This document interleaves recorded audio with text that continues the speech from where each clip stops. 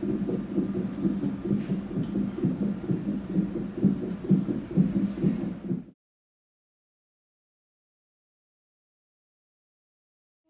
guys, it's Shavon and welcome back to my vlog. I'm just going to jump right into this video because there's so much to talk about. Anyways, it's going to be a combination of vlogging and storytelling just because I didn't get as much video as I wanted to. You'll find out the reasons why. And so yeah, let's just hop right in. So, Sunday, June 24th, 2018, I woke up at 3 o'clock in the morning having some really strong contractions. But just because I've been having contractions through this whole process, this whole pregnancy, I wasn't sure that these were real contractions. They were strong, but they weren't very regular. So I kind of just waited it out, got some sleep, continued to wake up throughout the night. Throughout the morning, having contractions. Even later that morning, they were still coming really strong. Not really strong, but they were there. They definitely were ones that made me kind of stop talking, stop breathing. My mom had mentioned, "Oh, Shavon, we should time them." Again, just we've had so many, not really scares, but we've had so many of, I don't even know what to call it. We've had so many times where I think that I'm in labor and we'll go to the hospital and we just get sent back because I'm just having just contractions, but they called it irritable uterus. So I just thought that it was that. Anyways, my mom started timing them around 9 o'clock, and I kept having them I had them for 3 hours every 10 minutes, and she just was like, you know what, we should see what labor and delivery says. Ended up calling labor and delivery, and they said that I should come in to get checked. Timing couldn't have been better though, because my husband JT had just got back into town. He was out of town for a men's trip. He just got back into town, so we had to pick him up, or not pick him up, but meet him at BART to go to the hospital. We get checked into triage, and there was these issues in there. They couldn't find my cervix. Obviously, they could tell that I was uncomfortable. It took a nurse holding my belly in place, me sitting on my hands, and a midwife for them to find my cervix. After they did the whole initial check, she finally found it and was like, "You're 3.5 centimeters. You're 3.5 centimeters and about 50% effaced." I had 3 options. I could go home and kind of wait till the contractions got a little bit stronger. I could walk for 2 hours, or they could admit me, but it was kind of early to be admitted. So she said they would probably try to speed up the process. Of course, my husband was, whatever you want to do, Shavon. So I decided, hey, let's walk for an hour and 30 minutes and see where things go from there.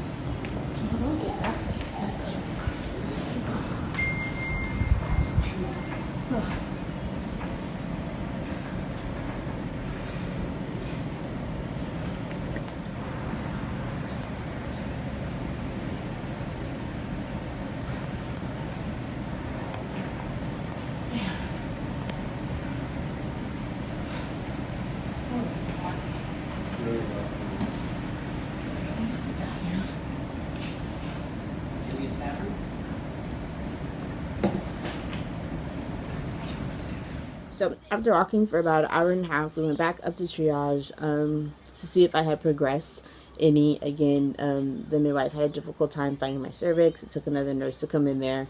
After they checked everything out, I ended up moving from a 3.5 to a 4.5, and my contractions were a little bit closer together, so they ended up admitting me into the hospital. I was admitted, Got checked into our room. Everything was good. Nurses came in, did the whole IV thing and pain management, and I was like, sign me up for the epidural as fast as we can. Let's get the epidural started. And then after that, it kind of was just the waiting game.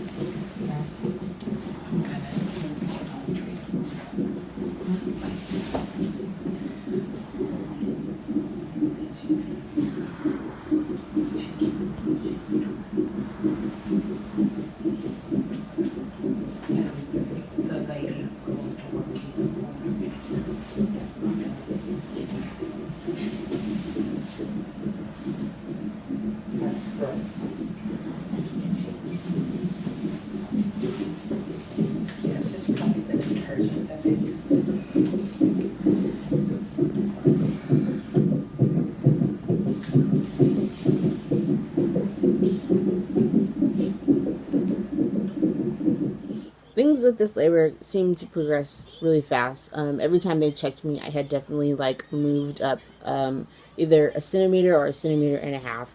I was able to feel my water break, which was kind of cool because I wasn't able to experience that with my daughter. The doctors broke my water.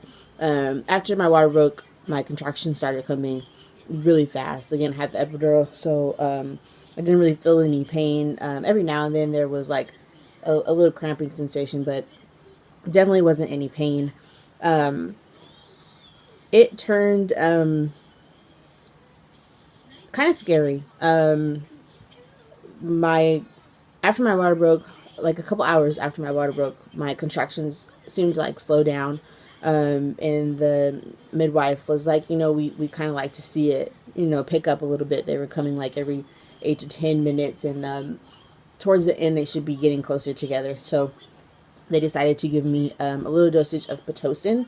And after that, my contractions were coming about every 2 to 3 minutes. It went to where on the little monitor it looked like just like this, like a wave. It kind of never really came down. After that, it started to get it started to get really scary. The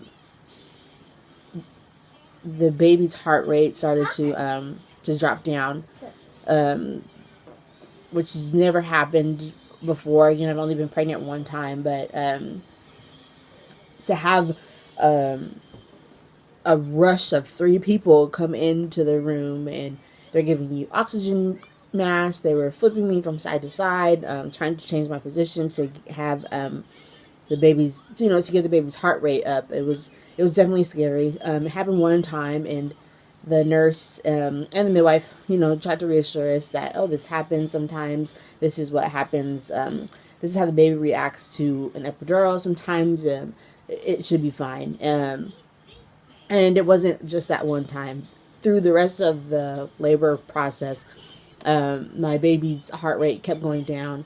They kept coming in and flipping me, get his heart rate back up because it kept going down. I remember looking over to my mom as, we're getting closer. They're like 8 centimeters, 9 centimeters. And I told her, I'm not going to have any energy to push him out because I couldn't rest. Just knowing, that they are, that something is not wrong, but his heart rate kept going down. It was definitely something that was definitely on my mind.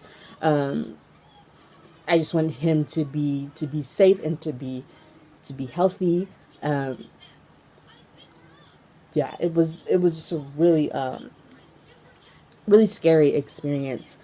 And finally 10 centimeters fully phased, and they were asking if I felt the pressure to push, and I was like, no, I don't feel anything. I felt him like like in my chest though. Like it just was like I felt like he should have been lower, and I felt him in my chest. And they had said every time when they did come to check that he was still high, sitting high.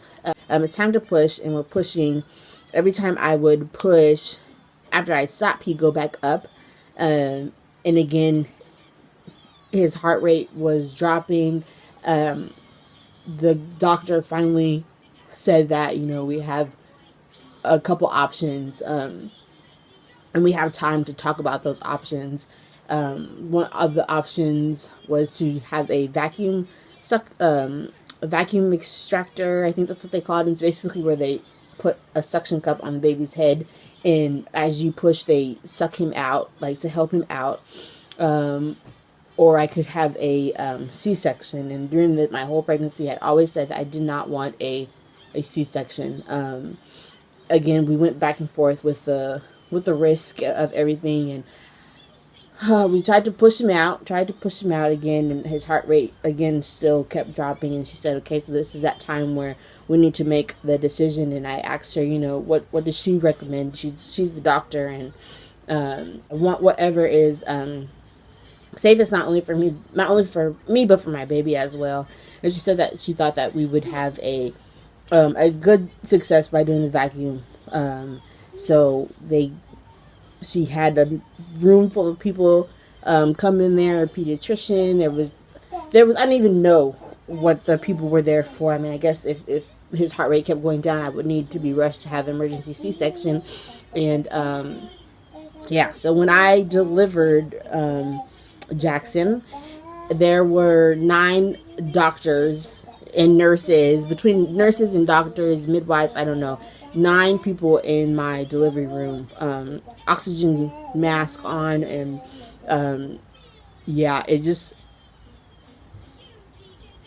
oh my goodness, so sorry. It was definitely a scary process, probably the most traumatic thing that I've ever went through, but it's all worth it when they place your baby on your chest and you hear him cry for the first time. It's all worth it, and I'm just glad that he's here. He's here, and he's everything ended up working out. He was delivered. He's safe, a happy, healthy boy, 8 pounds, 5 ounces. And because we didn't have any video of that, as you can imagine, everyone kind of got a little bit scared. Here are some pictures of him after he was delivered. So I'm so sorry. As you can imagine, with these things, you plan it to go some way and it goes a different way. I really wanted to have more video, but at that point in time, we just weren't concerned about vlogging.